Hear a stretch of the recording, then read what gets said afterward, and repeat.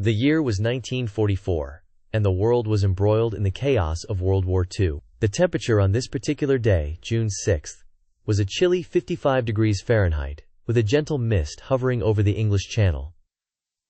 The smell of saltwater and diesel fuel filled the air, as the Allied forces prepared for the largest seaborne invasion in history. The sound of seagulls filled the air, their cries punctuating the tense atmosphere as soldiers, sailors, and airmen from the United States, Great Britain, Canada, and France readied themselves for the assault on Nazi-occupied Europe. As the sun began to rise over the horizon, casting a golden glow over the assembled fleet, the crew of the USS LST 510, a tank landing ship, busied themselves with the final preparations for the invasion. The ship, one of over 5,000 vessels that made up the Allied Armada, was laden with troops, tanks, and equipment, all of which would be crucial in the coming battle. The crew, a mix of seasoned veterans and green recruits, moved with a sense of purpose, their faces set with determination as they checked and rechecked the ship's systems, from the 20mm Oerlikon anti-aircraft guns to the .50 caliber machine guns that lined the ship's rails. On the bridge, Captain James R. Smith, a grizzled veteran of the Pacific Theater, stood tall, his eyes scanning the horizon as he barked orders to his crew. He was a man in his mid-40s, with a rugged face and a no-nonsense attitude, and he had seen his fair share of combat.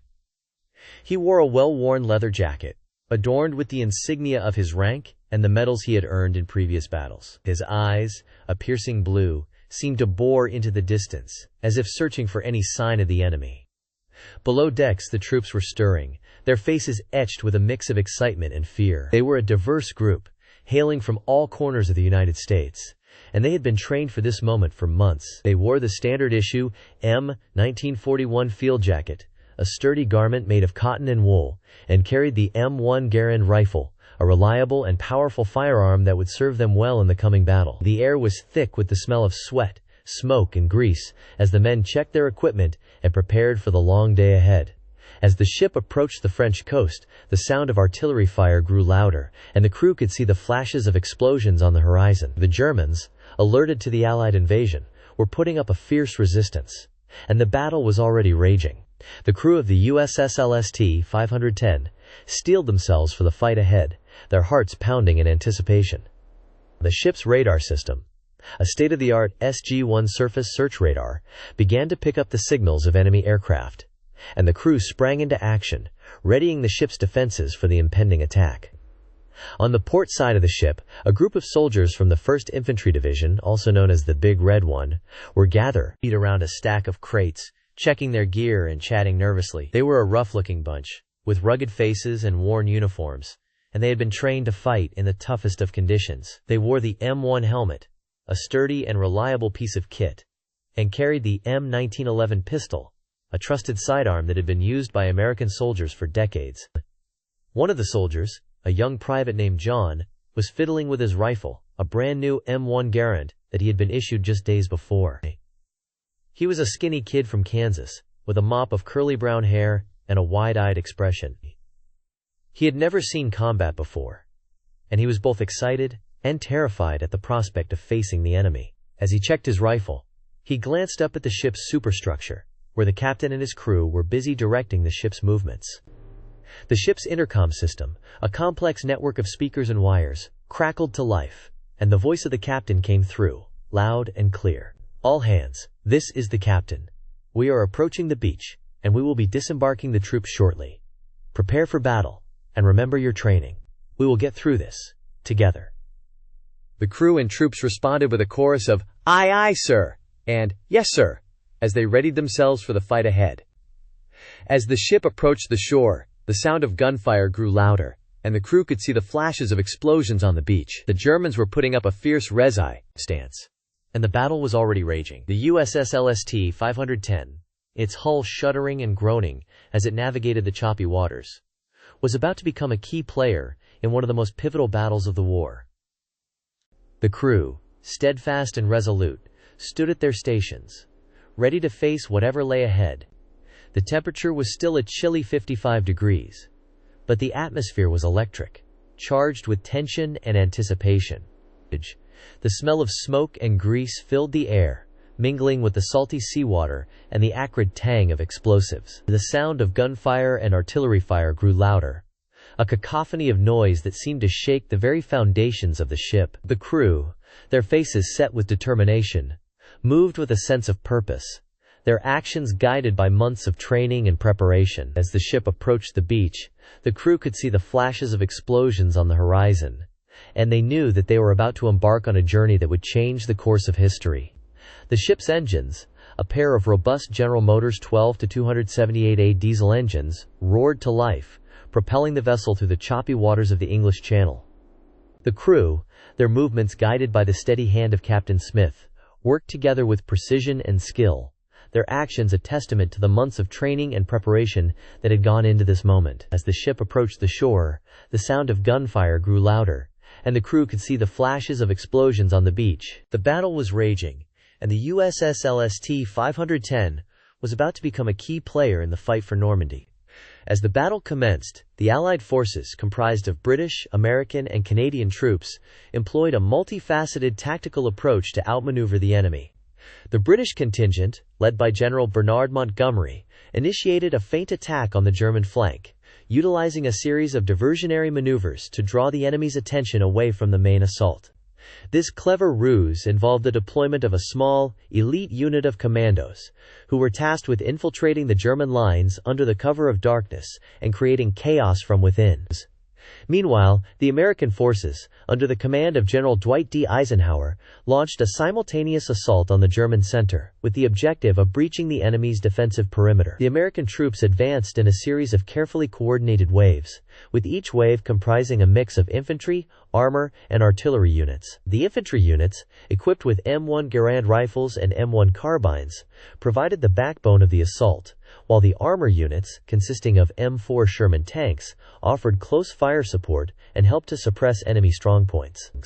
As the American troops pushed forward, they encountered fierce resistance from the German defenders, who were deeply entrenched in a network of camouflaged bunkers and trenches. The Germans, well versed in the art of defensive warfare, had carefully prepared the terrain to their advantage, with dense thickets of barbed wire, anti-tank ditches, and strategically placed machine gun nests. To overcome these obstacles, the American troops employed a combination of tactics, including the use of flamethrower tanks to clear enemy bunkers, and the deployment of engineer units to breach the barbed wire entanglements and repair damaged infrastructure.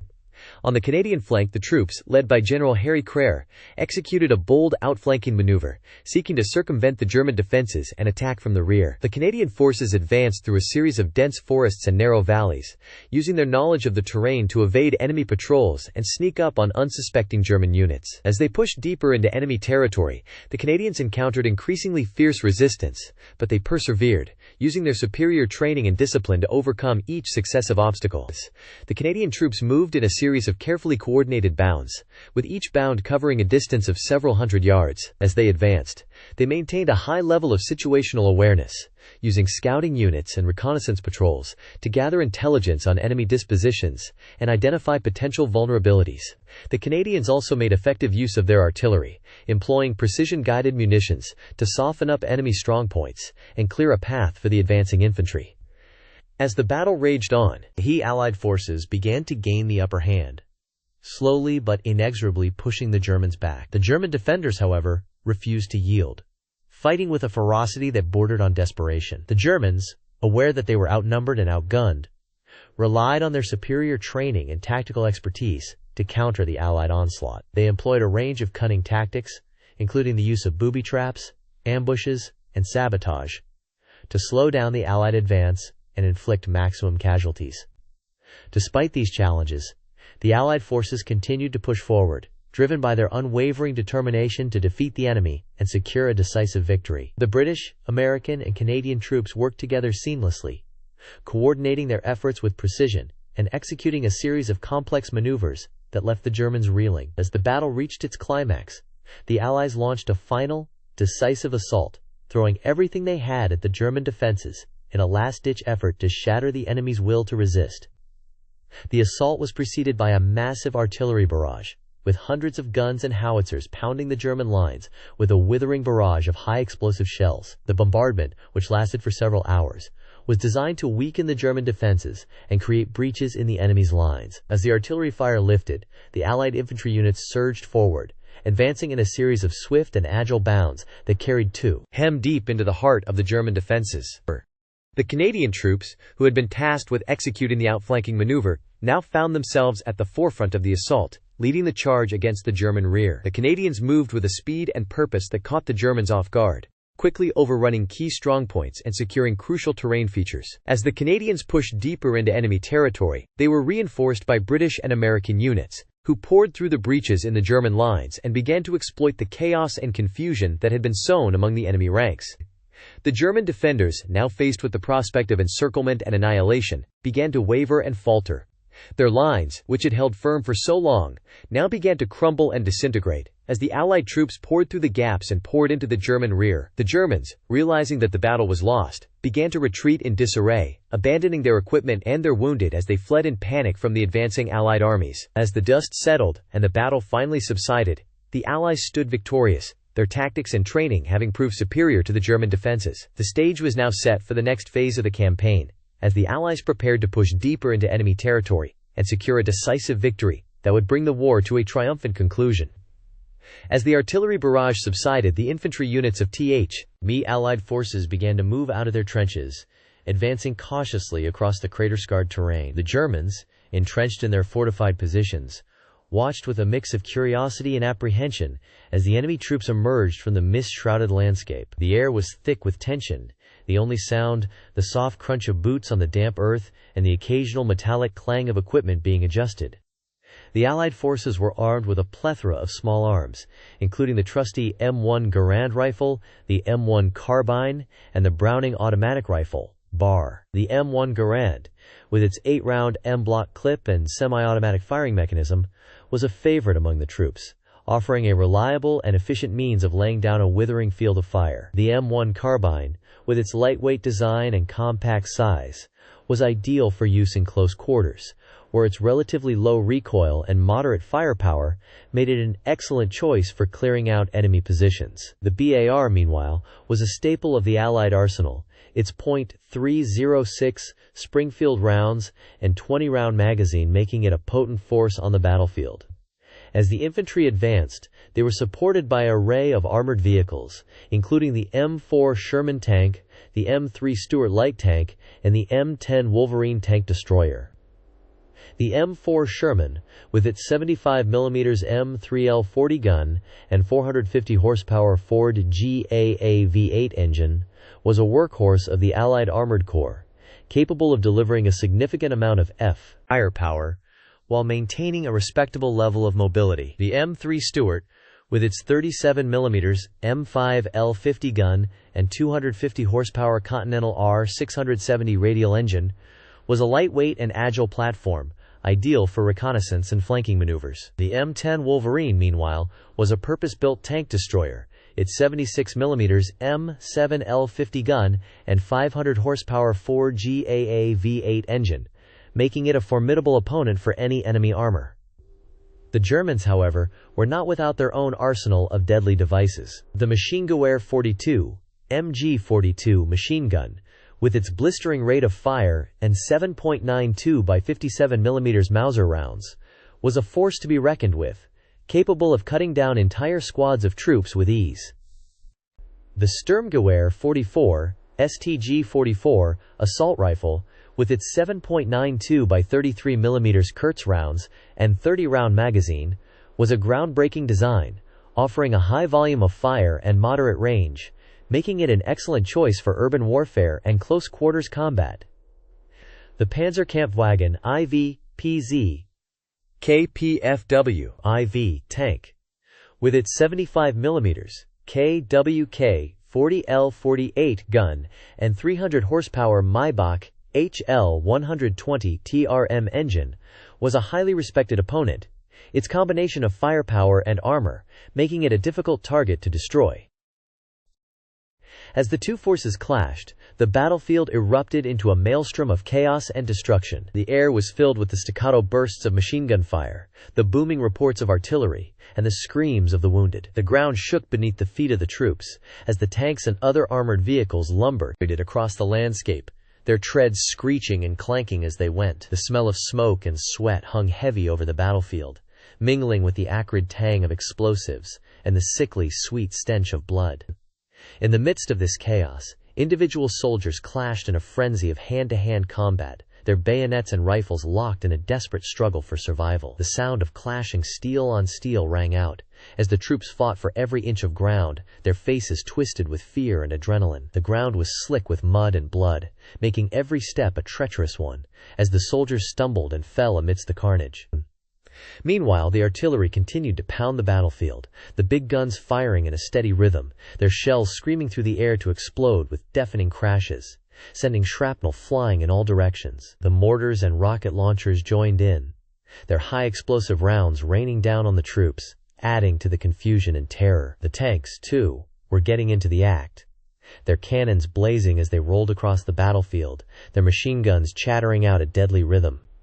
In the heat of the battle, it was every man for himself, as the soldiers fought to stay alive amidst the bedlam. The noise was deafening, the chaos absolute, as the two forces clashed in a frenzy of bloodlust and destruction. The outcome was far from certain, as the troops on both sides struggled to gain the upper hand, their move may dictated by the whims of chance and the fortunes of war. The battle was a kaleidoscope of color and sound, a mad whirlwind of chaos and confusion, as the soldiers fought on, driven by a mix of fear, adrenaline, and grim determination. As the fight raged on, the Allied forces began to gain the upper hand, their superior numbers and firepower slowly but surely pushing the Germans back. The enemy lines were beginning to waver, as the troops fell back in disarray, their positions overrun by the relentless tide of Allied soldiers.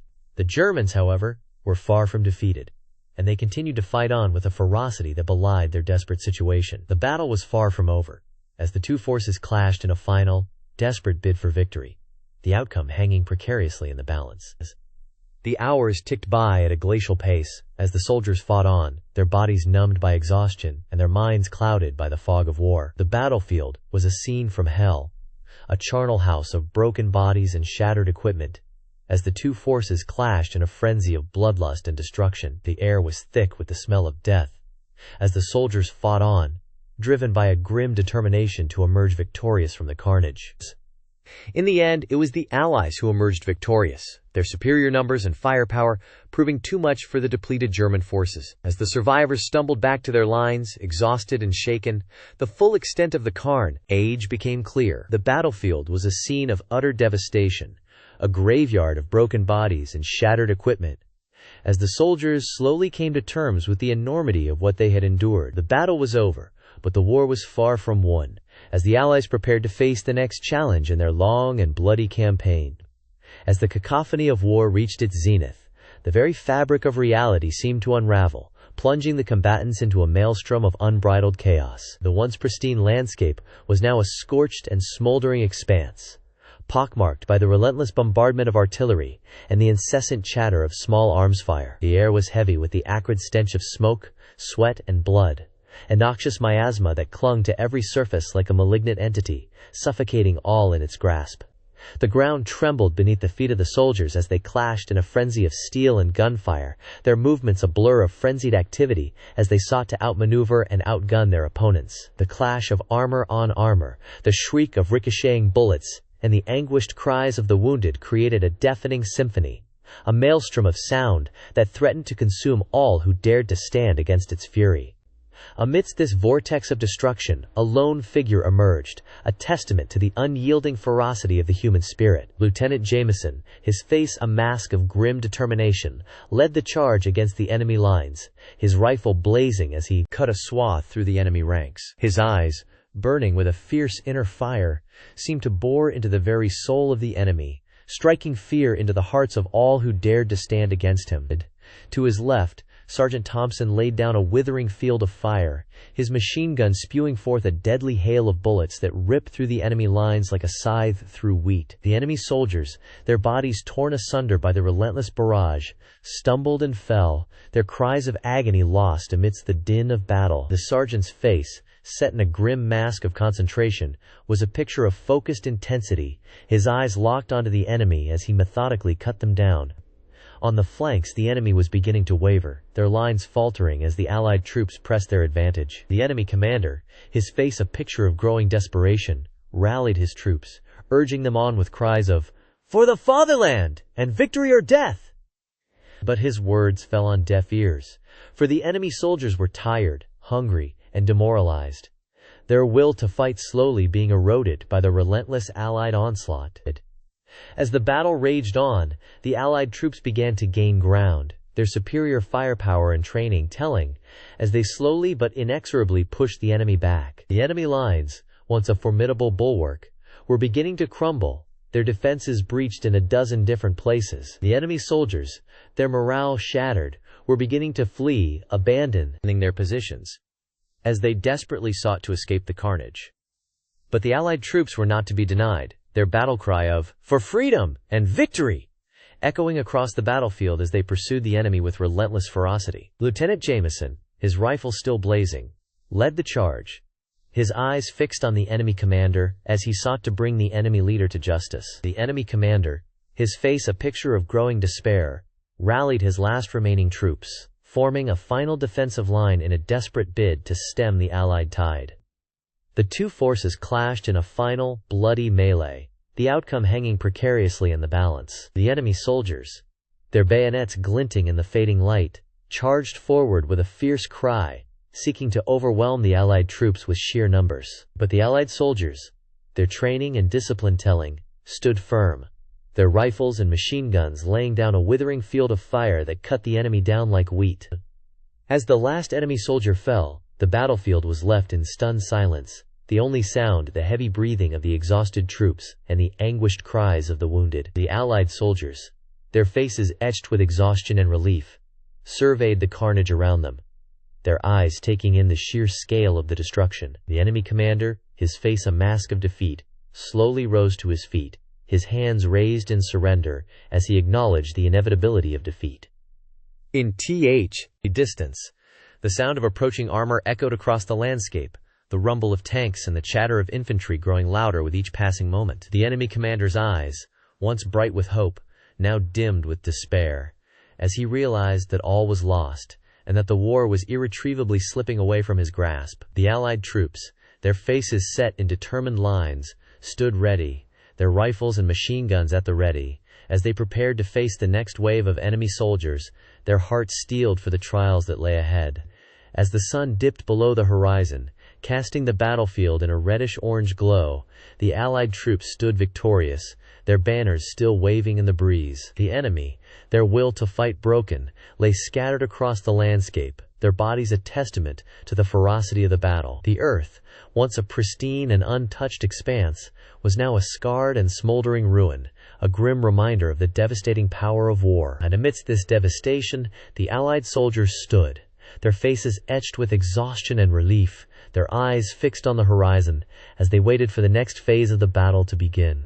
The once blue skies were now a deep, foreboding gray, as if reflecting the despair that gripped the city. The air was heavy with the acrid smell of smoke and ash, a constant reminder of the devastation that had been wrought. The streets, once bustling with life, were now desolate and eerily quiet, littered with the rubble of what once were homes, businesses, and lives. The sounds of gunfire and explosions had finally ceased, replaced by the mournful wails of the injured and the dying. As the survivors emerged from their hiding places, they were met with a scene of utter devastation. Buildings lay in ruins, their walls cracked and broken, their windows shattered. The streets were filled with the twisted wreckage of cars, their metal bodies crushed and smoldering. The trees, once green and vibrant, now stood as charred and blackened skeletons, a grim reminder of the fury that had been unleashed. The casualty reports were staggering, with numbers that seemed to grow by the hour. The hospitals were quickly overwhelmed, their staff struggling to cope with the sheer volume of wounded. The medical supplies were running low, and the doctors and nurses were working around the clock to save as many lives as possible. The morgues, too, were filled to capacity, with the bodies of the dead waiting to be identified and claimed by their loved ones. Among the survivors there were countless stories of individual bravery and resilience. Maria, a young mother, had managed to shield her two children from the worst of the bombing, hiding with them in a small cellar beneath their apartment building. As they huddled together, listening to the sounds of destruction above, Maria had whispered words of comfort to her children, trying to keep them calm and safe. When the bombing finally stopped, they urged to find their neighborhood in ruins. But they were alive, and for that, they were grateful. John, a former soldier, had used his combat training to help rescue those trapped beneath the rubble. With his knowledge of first aid and his physical strength, he had managed to pull several people to safety, including a small child who had been buried beneath the wreckage of a building. As he worked, John had been driven by a sense of purpose, a determination to do what he could to help those in need.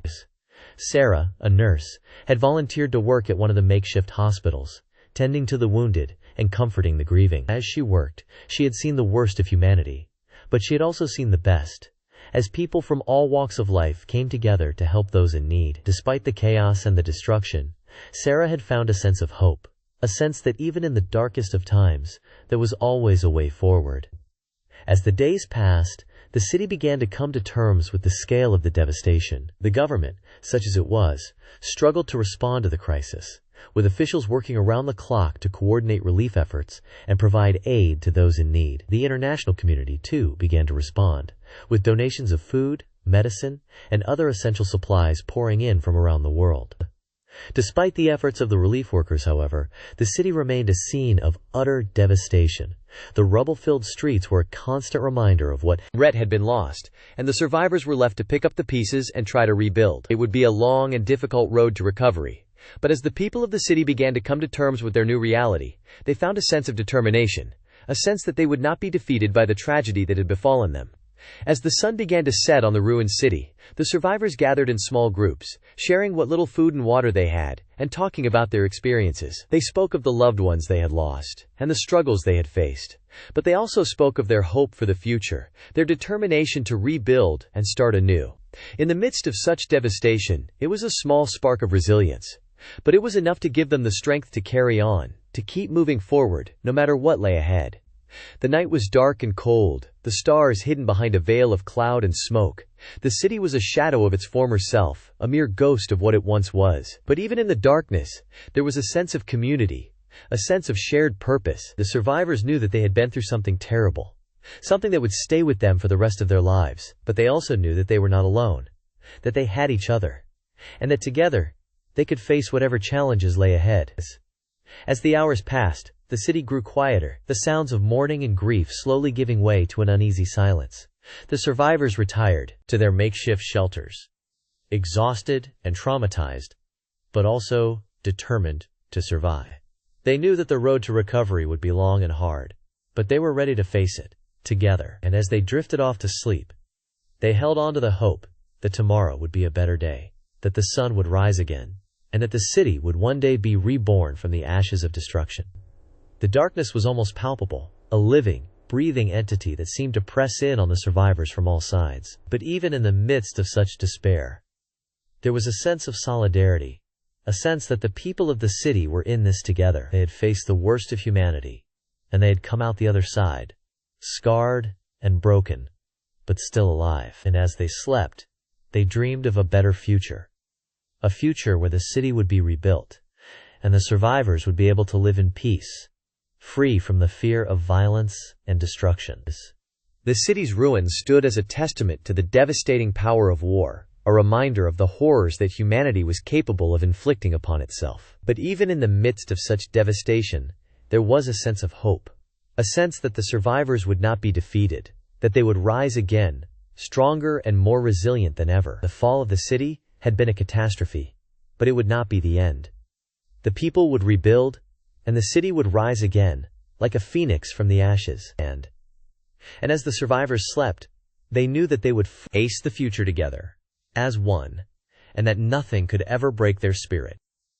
The aftermath of the global conflict had a profound and lasting impact on the world order, reshaping the geopolitical landscape in ways that would be felt for generations to come. The dissolution of empires, the rise of new superpowers, and the emergence of novel forms of international relations all contributed to an environment characterized by both unprecedented cooperation and latent tensions. As the world transitioned into a new era, the legacy of the past continued to influence the present, with the shadow of conflict lingering over the hopes for peace and prosperity. One of the most significant long-term effects was the establishment of the United Nations, an international organization dedicated to promoting peace, security, and cooperation among its member states. Born out of the ashes of the League of Nations, which had failed to prevent the outbreak of the Second World War, the United Nations was endowed with more robust mechanisms for conflict resolution and a broader mandate to address the economic and social dimensions of international relations. Through its various agencies and programs, the UN has played a critical role in fostering global governance, providing humanitarian assistance, and promoting human rights and sustainable development. However, despite these advances, the world has continued to grapple with numerous challenges, from the Cold War and its attendant proxy conflict (ICTS) to the more recent phenomena of terrorism, cyber warfare, and the pervasive influence of social media on international relations. The end of the Cold War, marked by the collapse of the Soviet Union, ushered in a period often described as unipolar, with the United States emerging as the sole superpower. Yet, this era of American preeminence has been gradually giving way to a multipolar world, as countries like China, India, and Brazil ascend to greater prominence on the global stage. This shift towards multipolarity is characterized by a complex interplay of cooperation and competition among major powers, with issues such as trade, climate change, and security dominating the international agenda. The rise of China, in particular, has been a defining feature of the 21st century, with Beijing's Belt and Road Initiative symbolizing its ambitions for economic and strategic influence across Eurasia and beyond. The implications of China's ascent are far-reaching, challenging the existing international order and prompting a re-evaluation of alliances, economic policies, and military strategies by other nations. In the midst of these geopolitical fluctuations, the role of military power and the nature of warfare have undergone significant transformations. The advent of precision-guided munitions, drones, and cyber capabilities has changed the face of modern warfare, allowing for more targeted and less invasive forms of military intervention. However, these advancements have also raised ethical and legal questions, particularly concerning the use of force in non-traditional contexts and the protection of civilians in conflict zones.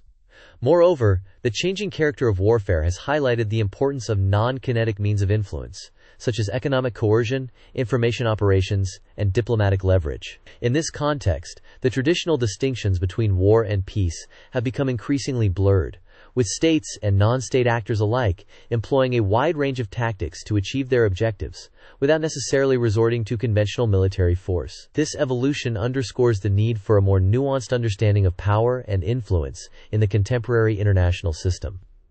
As we reflect on the legacy of past conflicts and the ongoing dynamics of international relations, it becomes clear that the pursuit of peace and security is an enduring and complex challenge.